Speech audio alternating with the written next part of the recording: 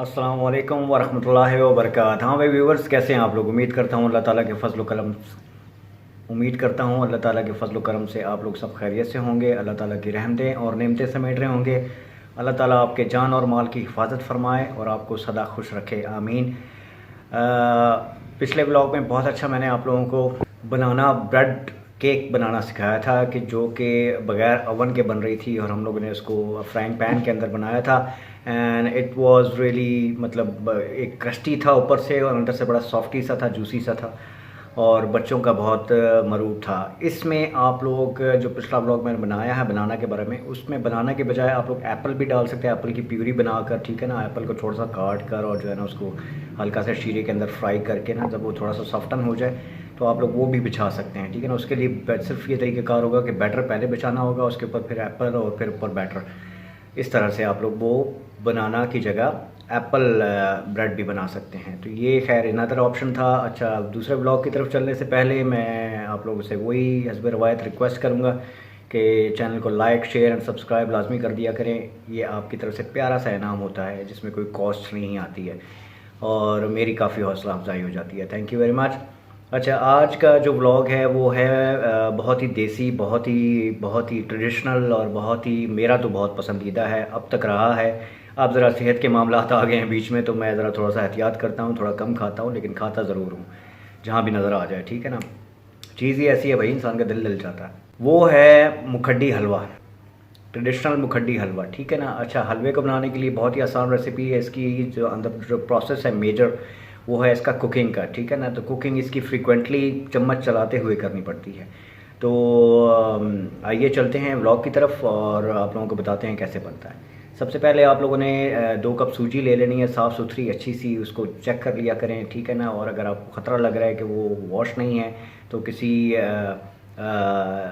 Muslin cloth के अंदर उसको डालकर आप उसे धो भी सकते हैं, ठीक है ना। क्योंकि डस्ट दुनिया भर की पड़ी हुई होती है, तो उसको बेहतर है कि आप धो के इस्तेमाल करें। जब वो उसको धो के आप थोड़ी देर के लिए धूप में रख दें, जब वो खुश्क हो जाए, पाउडरी हो जाए दोबारा से आप इसे इस्तेमाल कर सकते हैं, ठीक हो गया।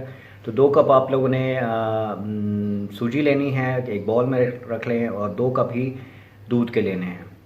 आगे चल के बताता हूँ कि दूध की अफादियत क्या है और कैसे होता है और कैसे नहीं होता और क्यों टेस्ट निकलता है और क्यों जो है लोगों के साथ ये प्रॉब्लम पेश आता है कि मुखड्डी जो है वो एक्चुअली होता है नीचे की जो गरेड़ी होती है, जिसको हम लोग गरेड़ी बोलते हैं, यानी खुरचन जो होती है, वो एक्चुअली मुखड्डी होता है, ठीक है ना। तो हलवा तो सब बना लेते हैं नॉर्मली, लेकिन मुखड्डी हलवा बनाना ज़रा थोड़ा सा मुश्किल हो जाता है। लेकिन बहरहाल 2 कप आप लोगों ने दूध उसमें डाल देना और उसे तकरीबन 2 से 3 घंटे के लिए भिगो कर रख देना है। यानी अगर आपने सुबह नाश्ता किया है तो वो धो धा के आप लोगों ने धो कर रख देनी है, ताकि दोपहर को खाने से पहले, लंच से पहले आप उसका प्रोसेस शुरू कर सकें। अब आए आप जनाब, कढ़ाई लें एक साफ़ सुथरी सी प्यारी सी, ठीक है ना। और सिल्वर की हो ज़्यादा बेहतर है, स्टील की ना लिया करें। स्टील में जो भी फ्राइंग वाली चीज़ें होती हैं उसका जलने का ख़तरा होता है, ठीक है ना। और चूँकि इसमें चम्मच फ्रीक्वेंटली चलाना होता है, तो इसीलिए आप लोग नॉन स्टिक भी ना लीजिएगा, वरना उसकी लेयर जो होती है ना नॉन स्टिकी, वो उतर जाती है, ठीक है ना। तो जो फ्राइंग पैन आप लोगों का ख़राब होने का ख़तरा है। तो ये टिप भी कोई देता है, भाई दे रहा हूँ फ्री में यार, ले लो।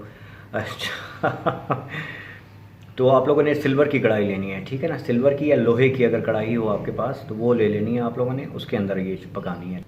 अब आप लोगों ने ले लेना है 1 कप ऑयल। 1 कप ऑयल में आपने 2 कप शुगर डाल देनी है, ठीक है ना। अब आपने उसकी बनानी है चाशनी। जब चाशनी बनाने लगे हैं तो ऑयल के अंदर जो है ना वो चीनी ज़रा मुश्किल से मिक्स होती है, तो उसके अंदर थोड़ा सा पानी, यानी तकरीबन 4-5-6 टेबल स्पून जो है ना वो आपने डालना होता है, ताकि चीनी घुलने में आसानी हो। अब आपने इसकी बनानी है चाशनी। चाशनी बनाने के लिए 1 तार वाली चाशनी, यानी ये उंगलियां जो है ना शहादत की और ये अंगूठा, इसे जब आप ऐसे दबा के चाशनी को देखेंगे तो 1 तार निकलेगा, ठीक है। जब 2 तार निकलने लगे तो वो बहुत ज़्यादा हो जाते हैं, हमें नहीं चाहिए। मोस्टली कलर जो है मुखड्डी हलवे का वो ब्राउनिश की तरफ होता है, ठीक है ना। तो ब्राउनिश करने के लिए उसको आपको चाशनी को ज़रा थोड़ा सा डार्क करना पड़ेगा, ठीक है ना, यानी ज़्यादा पकाना पड़ेगा। जब वो ज़्यादा पक जाए और जब आप देखें कि उसका कलर अब जो है ना वो ब्राउन हो गया है, तो बस यही मौका है आपका कि आपने उसकी चाशनी चेक करने के बाद 1 तार निकले उसमें से, ठीक है ना। जब आप ऐसे करके उंगली अलग करेंगे तो उसमें 1 तार बनना चाहिए, 2 नहीं बनने चाहिए। तो 1 तार जब उसका बन जाए तो उसके बाद आप लोगों ने सूजी उसके अंदर डाल देनी है। अच्छा, अब आपको शुरू में ये लगेगा कि जनाब पता नहीं घी ज़्यादा लग रहा है और ऐसे है और वैसे है। एक्चुअली सूजी के अंदर ये क्वालिटी होती है कि वो घी हो या पानी हो वो पी जाती है, सूजी सेहत के लिए बहुत अच्छी है, ठीक है ना।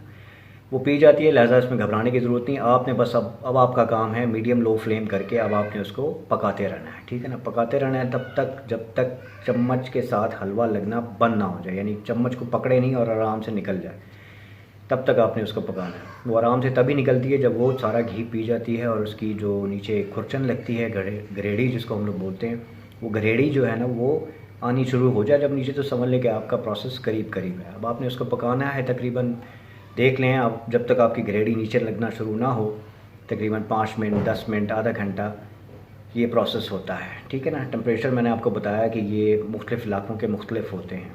तो सर्दियाँ जब करीब हों ये उसकी डिश है। अभी तो खैर गर्मियाँ चल रही हैं, लेकिन जो शौकीन होते हैं, जो हलवे के शौकीन होते हैं मेरी तरह, और शादियों में जाके जनाब सबसे पहले हलवे को अटैक करते हैं तो वो हजरात जो है ना, उन हजरात के लिए ये अच्छा है। लेकिन जो डायबिटीज़ के पेशेंट हैं, जिनका कोलेस्ट्रॉल हाई है, ठीक है ना, वो ज़रा हलवे से हजरात हलवे से ज़रा थोड़ा सा दूर रहा करें, क्योंकि डायबिटीज़ वालों को शुगर नुकसानदेह होती है और कोलेस्ट्रॉल वालों के लिए ऑयल या घी जो है ना वो नुकसानदेह होता है। तो लिहाजा इन चीज़ों से परहेज़ करें। 1 चम्मच 2 चम्मच चल जाता है, लेकिन वो पूरी प्लेटें भर के खाने लग जाएंगे तो वो तो फिर काम हो गया ना, फिर डॉक्टर ही होगा आगे।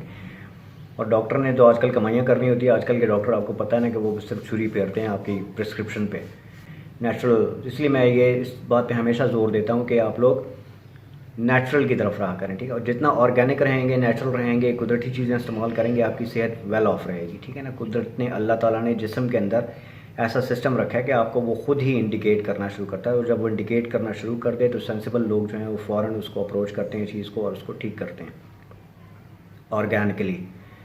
लिहाजा अब आपने उसको जनाब चलाते रहना है चम्मच को, ठीक है ना। जैसे ही उसका कलर आप देखें कि ब्राउनिश की तरफ अब चला गया है, अब उसका कलर चाशनी की वजह से, चाशनी भी ब्राउन थी और सूजी भी जो है वो ब्राउन कलर निकालने लग गई है, तो बस फिर हलवा आपका ऑलमोस्ट रेडी है। तकरीबन आधे घंटे का, पौने घंटे का ये प्रोसेस होता है और उसमें वो आपका हलवा तैयार हो। चम्मच आपने इसमें, मैंने कहा ना फ्रिक्वेंटली, अब आपका कुकिंग का काम होता है कि कुकिंग में चम्मच नहीं रुकना चाहिए। चम्मच रुकेगा तो नीचे लगेगी तो वो जल जाएगी, जलना नहीं चाहिए चीज़ को, ठीक है ना। तो इसीलिए आपने 5-5 10-10 सेकंड के बाद चम्मच जो है ना वो चलाते रहना है और हलवा आपका तैयार हो जाना है। और जब आप इसको खाएंगे तो फिर ऑफ कोर्स मज़े आएंगे तो ऑफ कोर्स भाई याद आएगा तो उसको एकदम से आप साइड पे झटक देंगे, उसको तो कोई पेस्ट नहीं करना आपने, तो भाई को तो आपने देना नहीं है हलवा लेकिन बहरहाल भाई कुछ ना कुछ कर लेगा, अल्लाह ताला की तरफ से कोई ना कोई रहमत नाजिल हो जाती है, हलवे भी आ जाते हैं। मेरे पड़ोस में वैसे भी हलवाई रहते हैं, तो मुझे कोई ऐसा टेंशन नहीं है।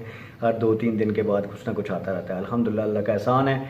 अपने जार के लिए, यानी अपने आस पड़ोस के लिए दुआ किया करें और अपने आस पड़ोस का ख्याल रखा करें कि कोई खुदा न खास्ता किसी के हालात कोई ऐसे तो नहीं है कि किचन में चूल्हा ही ना जल रहा हो। इस चीज़ का ख़ास ख्याल रखा करें। इस तरह से अल्लाह ताला आपको बहुत नवाजेगा, अल्लाह ताला आपके घर में रौनकें और बरकतें लेकर आएगा, ठीक है ना। अपने पड़ोस का ख़ास हर वक्त झाड़ू लेके खड़े ना हो जाया करें कि मेरा खतरा उसके सामने और उसका खतरा मेरे सामने। ख़वातीन इस बात का ख़ास ख्याल रखा करें कि लड़ाई के बहाने ना ढूंढा करें, बल्कि अच्छाई के बहाने ढूंढा करें कि किसी न किसी तरह से गिव एंड टेक चलता रहे। नबी करीम सल्लल्लाहु अलैहि वसल्लम की हदीस में भी आया कि जिब्राईल अलैहिस्सलाम ने जब पड़ोसी के हकूक़ बताए थे तो बस तकरीबन ऐसे ही लग रहा था कि जैसे विरासत में भी इसका हिस्सा हो जाएगा। तो विरासत में हिस्सा तो खैर नहीं हुआ, लेकिन इतने हैं कि वो समझ लें कि विरासत में हिस्सा ही होता है उसका। तो पड़ोसी बड़ी अहमियत का हामिल होता है आपकी ज़िंदगी में बहार रखने के लिए, खैर बरकत रखने के लिए। तो पड़ोसी का ख़ास ख्याल किया करें, ठीक है ना। उसको किसी तरह से भी एज़ा नहीं पहुँचाना है आपने। तो ये हो गया आज का व्लॉग। जमील अहमद को इजाज़त दीजिए। जाने से पहले लाइक शेयर एंड सब्सक्राइब लाजमी कर दीजिएगा। अपना बहुत ज़्यादा ख्याल रखिएगा। जितने भी सब्सक्राइबर्स नए आ रहे हैं, जो लोग आ रहे हैं, थैंक यू वेरी मच। अल्लाह ताला आपको सदा खुश रखे। जमील अहमद को इजाज़त दीजिए। अस्सलामु अलैकुम वरहमतुल्लाहि वबरकातुहू।